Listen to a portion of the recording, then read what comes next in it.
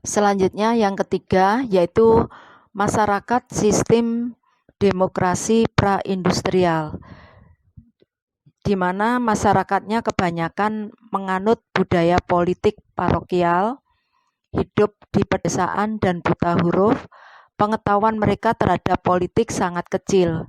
Kelompok partisipan sangat sedikit dari kalangan profesional terpelajar, usahawan, dan tuan tanah. Beberapa hal yang ditampilkan yaitu kelompok partisipan dari profesional terpelajar, usahawan, dan tuan tanah sangat sedikit. Kebanyakan pegawai, buruh, dan petani bebas yang secara langsung terkena sistem perpajakan dan kebijakan pemerintah. Yang ketiga, kelompok terbesar buruh tani yang sangat kecil keterlibatannya di dalam kehidupan politik. Selanjutnya, Ibu akan menjelaskan tipe-tipe budaya politik yang berkembang di negara Indonesia. Bahwasanya seperti yang kalian ketahui bahwa negara Indonesia itu terdiri dari keanekaragaman, suku, budaya, dan lain-lain, sehingga Indonesia lahir dan berkembang menjadi beberapa tipe budaya politik, yaitu budaya politik Batak, Minangkabau, Sunda, Jawa, Bali, Dayak, Bugis, dan lain-lain. Sedangkan tiga budaya politik tersebut ini dapat ditinjau dari aspek dinamika perkembangan masyarakat Indonesia yang ada dari masa ke masa. Sedangkan tipe budaya politik selanjutnya yaitu budaya politik tradisional. Jadi tipe budaya politik tradisional ini merupakan budaya politik yang mengedepankan satu budaya dari etnis tertentu yang ada di Indonesia. Budaya politik tradisional biasanya berkembang pada masyarakat etnis yang masih sangat konservatif dan mereka biasanya bergabung pada partai-partai yang bukan dari partai agama. Yang berikutnya yaitu tipe budaya politik Islam, merupakan budaya politik yang berdasarkan idenya pada keyakinan dan nilai-nilai ajaran agama Islam. Pelopor Islam adalah masyarakat yang identik dengan pendidikan pesantren.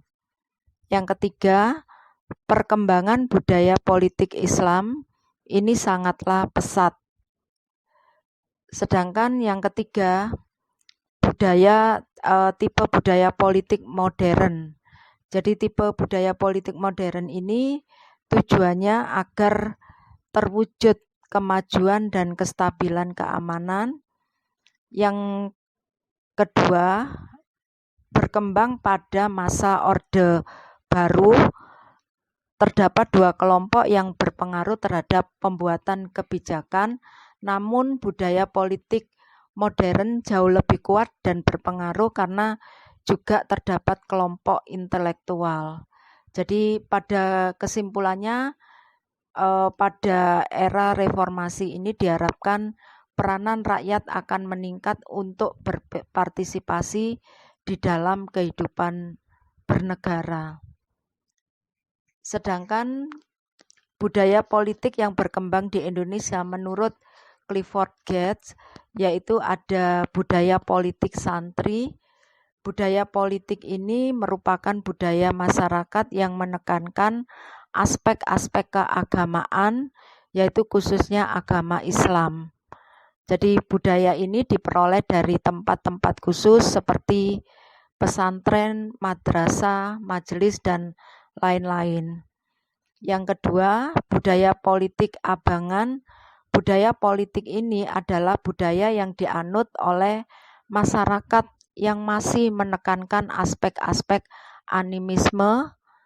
Budaya ini biasanya ditandai dengan adanya ritual-ritual dan tradisi selamatan atau pengusiran roh jahat. Yang berikutnya yaitu budaya politik priayi. Budaya politik priayi adalah budaya yang menekankan pada tradisi.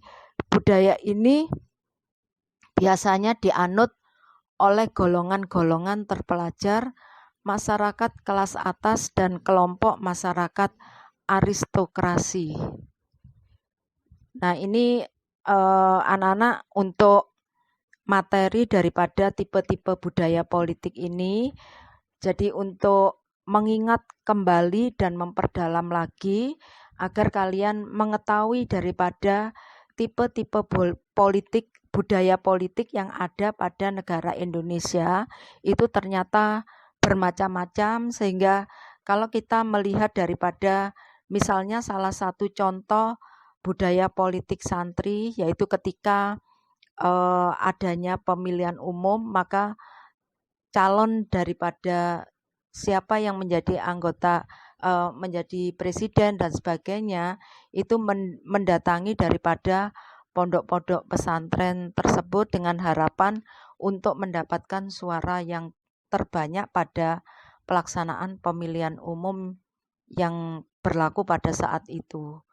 Nah, untuk memperdalam dari materi tersebut, coba jawablah pertanyaan di bawah ini.